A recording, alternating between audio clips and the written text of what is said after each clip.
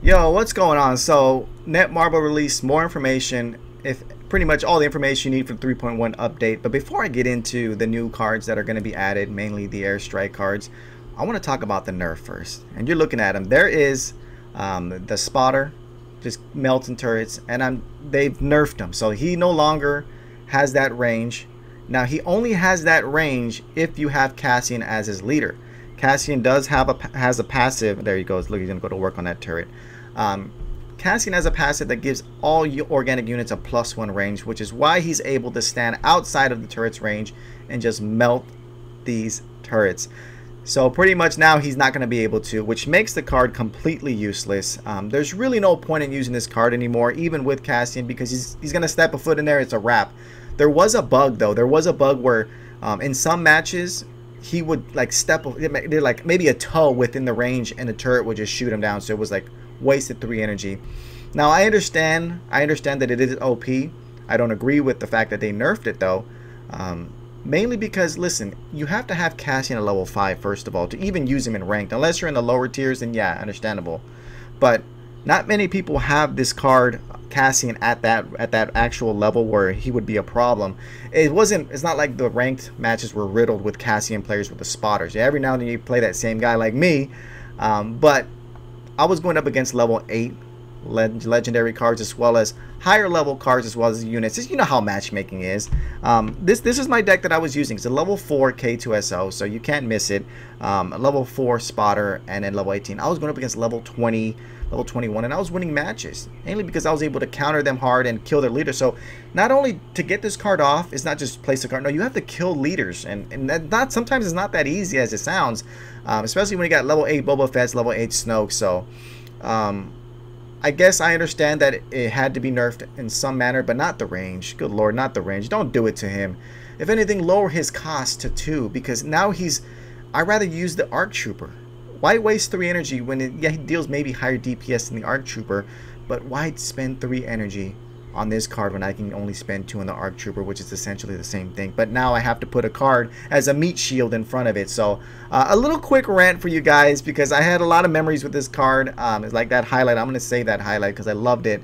But yeah, this card's pretty much dead. There's no point in using this card anymore. It's essentially the same now with all. If you weren't using Cassian, he has the same range. Now if anything, it's less than that. So rest in peace to the Osmo spotter. We'll do a quick moment of silence for a great card in the light side that had a very short lifespan. And one thing that I don't like is that they nerfed him so quickly. I felt like I had something to do with it, because that video I dropped, I think, kind of sparked a movement. But I'm sorry if you invested on the Osmo spotter. I don't even know how I got to level 4, to be honest. But Snoke, it took so long for them to nerf that card. The First Order Riot Troopers took them half a year to nerf that card. So in honor of the Osmo spotter, I'm going to keep using him for the rest of the week. But after that, he's gone. But now let me get into the good stuff, the positive stuff of the update. We'll jump into the new units and then more information on the uniques for Ahsoka and Saxon. So here we have the stats for Ahsoka Tano, the Fulcrum edition. And man, there's 2 things I want to point out. First, the DPS 159, that is insane. The movement speed 4.5, but look at the determined pursuit. This is going to be her passive. Increases movement speed by 100% when approaching enemy turrets or leaders. So she's pretty much going to go complete ape shit when she gets next to a leader or a turret. So the counters are going to be devastating. So she's going to literally eviscerate your turret if you die and let her get on there, because she's going to just, what is that, like 10 movement speed, 100%? It's just insane. So yeah, it's gonna get crazy. I think that it's actually good, because that's how she is. She's really quick with the lightsaber. She's got dual lightsabers. Her triple slash quickly closes on enemies and slashes them with lightsabers to deal damage equal to 150% of attack power. This skill can be used consecutively up to 3 times with a brief cooldown between uses. And the third use deals double the damage, cooldown 30 seconds. So I'm wondering, can you stack it? Is it kind of like Han Solo? So you can stack up to 3 triple slash abilities, and you can use it once and then wait a little bit, use it twice, or you can just drop a stun and go all 3 at once. So yeah, I'm kind of disappointed that Netmarble didn't let us try these characters out before launch. I don't know what's going on there. We haven't really had too much communication, but these units are just going to drop, and we're going to have to see for themselves. So no hype videos going on, but yeah, Ahsoka Tano, she's going to be the business. 87 attack power, 1180 health. Yeah, she's going to be a problem to deal with. So I'm looking forward to her card dropping tomorrow. Definitely going to be posting video. You already know your boy's going to be dropping a video on Ahsoka Tano. So look forward to that. But let me jump into the next leader. Wow, I was really going to skip Captain Rex like he didn't exist. But there he is. There's your boy Rex. Old. I love the art on him. Rocking the dual pistols. 3 energy costs. Really, really good card. Just everything about this card looks great. And you have a tech stun duration too. So he's going to be dropping grenades. I wonder if it's going to be like Doc Afra, where if she sees, if he sees tech units initially when he's dropped, if he'll just roll a grenade or drop a grenade and stun the tech, which is good because I'm guessing that's a droid popper. It has to be a droid popper that he's dropping, and that's the card that we need, but for whatever reason it's not in the game. So I like that addition.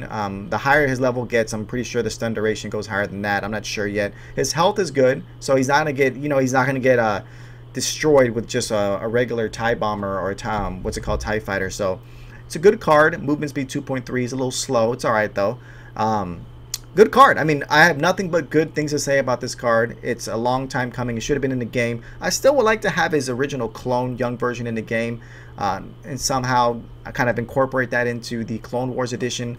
The game really desperately needs more Clone War era cards. So hope this is the last update for the Rebel and Empire Galactic Empire unit for a while, because we need to pay more attention to that. So, but yeah, this is if it's going to be the last for a while, this is a good way to end it for now.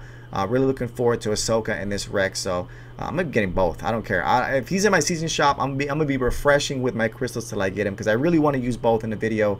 So there he is. And now let me jump into Gar Saxon. So I had a feeling, because it was a very underwhelming announcement to get this guy in the game, Gar Saxon. No one was really calling for it.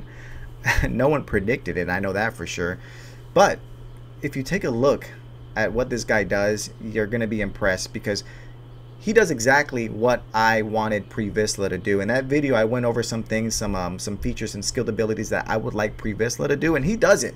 So with that being said, this is going to be a card that I want to use. I don't know how I'm going to get it, but I want to use it probably in the blind draft or in boost mode. But check it out. Okay, uses a jetpack to fly when double tapped. So you double tap, he flies. They're utilizing that double tap feature. I like that.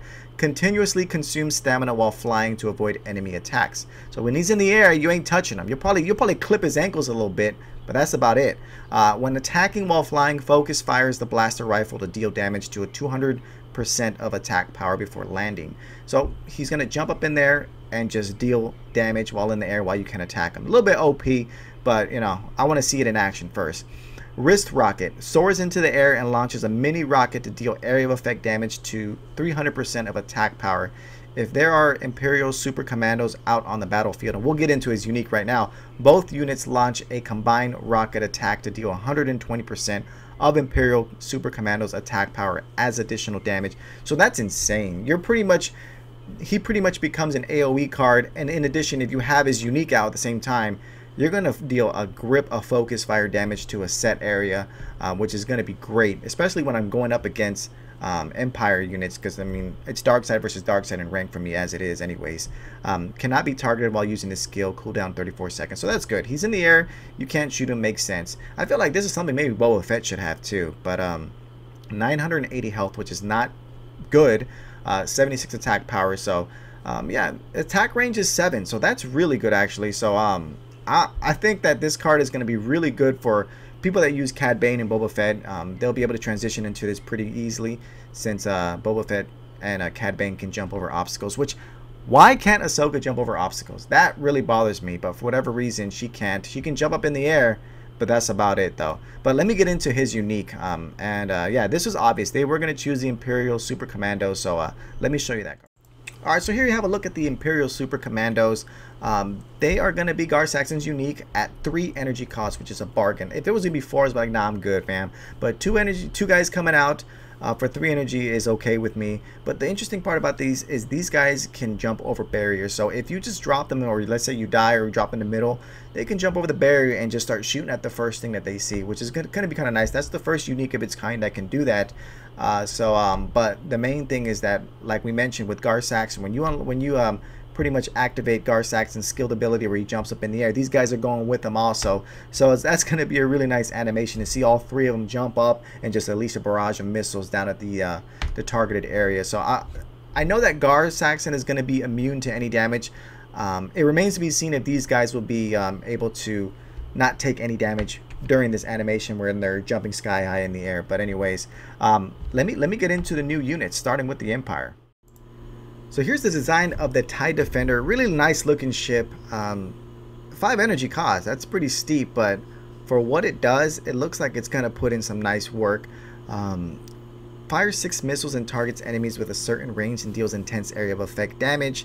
The more enemies in range, the more the missiles will spread. If there is 1 enemy in range, all missiles will focus on the sole target to deal massive damage. So is this going to be the first card, like an actual ship that comes onto the map? Probably not. It doesn't have HP, so it wouldn't indicate that's the case. But I'm just curious to see how long it's going to take to fire off those 6 missiles. Are they going to be consecutive right away? So yeah, I really wish I would have been able to try this card out. Gotta wait till tonight. I'm gonna be up tonight to try these cards out. But this is the TIE Defender, 5 energy cost. Remains to be seen if it's going to be worth it or not. But still, a very nice design. Alright, here you're looking at the BWing Prototype, and these Poe players watching this video right now are just licking their chops because you're going to be using this card for 4 energy, and for what it does, it looks like it's going to be ridiculously strong. Look at the leader squad attack power, just for an example, 1,320 at level 1. How much does the T-70 do? We're looking at potentially 2 T-70s here, but let me explain a little bit something here. Fires a powerful composite laser beam that deals damage, strong damage in a straight line, but the attack range is narrow. So that's the thing I'm confused about. Is it going to be like the Imperial laser turret that just shoots a straight line? If it is, then that kind of changes it up a bit. But anyways, you can drop this and then drop a T-70, I mean, for what, 8 energy, and then still drop some rebel troops after that if you're using Poe. So yeah, this is going to be a problem in 2v2. I can already foresee it happening. Unlocked at tier 10, so everyone's going to have it. There's literally no way you can avoid this card at launch. 2v2, stay away from it tomorrow because Poe players are going to just be using and abusing this card.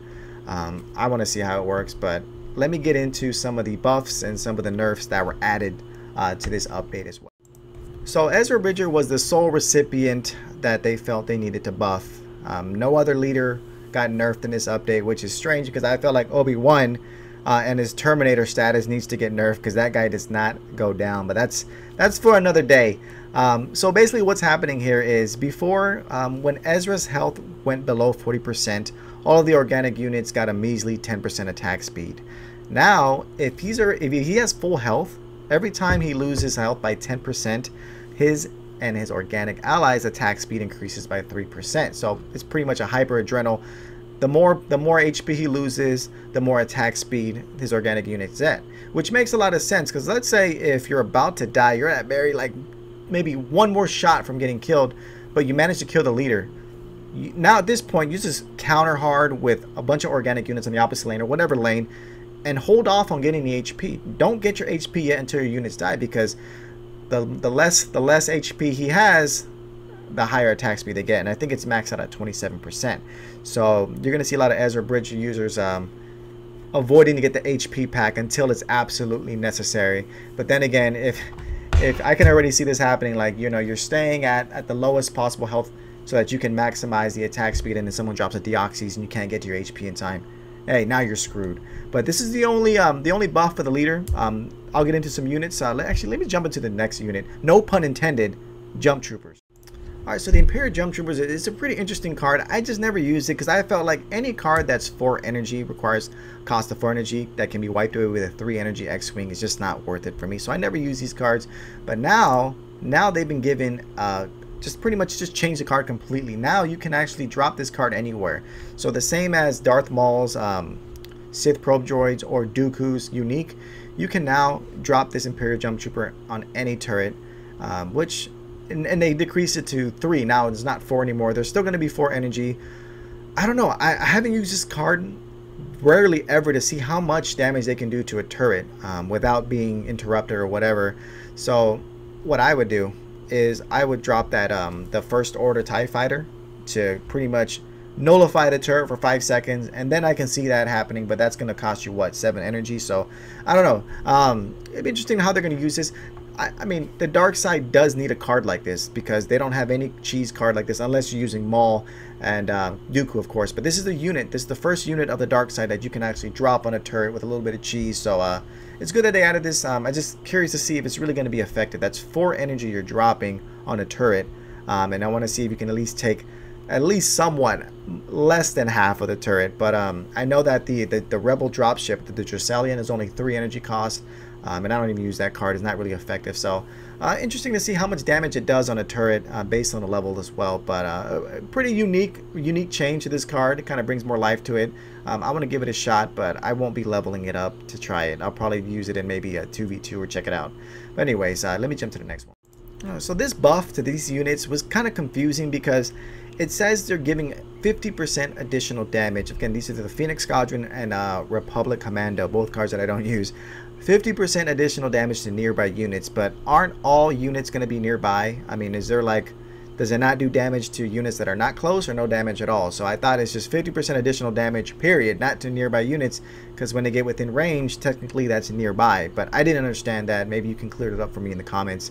The Phoenix Squadron, if you don't have an AoE, they are tough to deal with, especially if you put them next to ATRTs. Oh man, they can melt a turret quickly. Now the Republic Commando, I mean, for 4 energy, I'm sorry, I'm going to be going with the Grenadier. I am loyal to the Grenadier, and it is brutally good when you place it in a perfect position. So if the Republic Commando is going to be dealing a lot more substantial damage than the Grenadier, then I'll give it a look. But if it remains the same, 50%, I don't know if I'm going to be able to invest that extra energy. So I'm going to keep my 3 energy costs, but I am going to check it out and see if it's worth it. It's good that they're actually trying to improve these cards because, again, you're going to waste 4 or 5 energy on a unit card. It better survive an AoE strike. That's just me. This Republic Commando for 4 energy, it's going to get done away with a TIE fighter, and that's 3 energy. That's a negative trade value. So I'm going to give it a look, but I wish they would increase the health a little bit more as well. So the last thing I'm going to go over, I'll let you. Alright, so there's other updates to the game, but I just felt they weren't important for this video, specifically data card quests. I don't mess with data card quests. I want to play the game. I don't want to sit here and boost, you know, my organic attack speed by 2% if I play a card. I don't care. It's not going to make or break me in the match. It's not going to be the decisive factor. But this right here is much needed. I don't want to watch replays. I mean, they're already bad. They're already horrendous. These players don't know what they're doing. Some are entertaining, but for the most part, if you ever watch a pick a winner replay, it's like pulling teeth because some of the choices that they make kind of make you question why you're even associated with a community that makes plays like that. But anyways, man, I'm being a little too brutal there. But yeah, with this button right here, you can completely skip the replay and just view results instantly and take your L. So it's an instant L because anytime I play pick a winner, when I don't know who the winner is, like let's say in Discord they announce it, I always get it wrong. So this will help you get the L right away so you can go on with your day. But it's a good addition. Small addition, but it was needed. So but anyways, that's gonna go include the video. Again, you guys can check out the full update on the official Star Wars Force Arena Moburum official forum, whatever you want to call it. It'll give you the complete rundown, but like I said, these are the highlights that I decided to share with you guys that are more relevant towards the game. But yeah, thank you guys for watching again, and I'll see you guys next video when I post some gameplay of Ahsoka Tano and Gar Saxon.